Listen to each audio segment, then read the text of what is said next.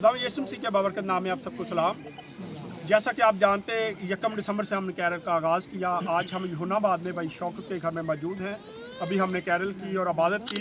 अभी क्रिसमस का केक आ चुका है। पहले केक काटेंगे और उसके बाद इनसे बात भी करेंगे कि इनको कैसा लगा कि आज इनके घर में कैरल आई, इनके इलाका में कैरल आई और क्या इन्होंने फील किया और ये क्रिसमस पर देखने वालों को क्या मैसेज देना चाहते हैं। आए जी पहले केक काटते हैं। आज Happy birthday to you.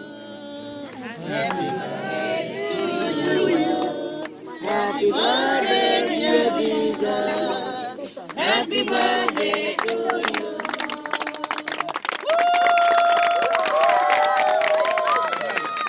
अच्छा, इसी तरह ना एक जोरदार आए जी। अभी हमने केक काटा और मैं चाहता हूँ तमाम जो लोग यहाँ पे मौजूद हैं, पास्टर साहबान हैं, ये सारे मिलके आपको एडवांस में हैप्पी क्रिसमस कहना चाहते हैं।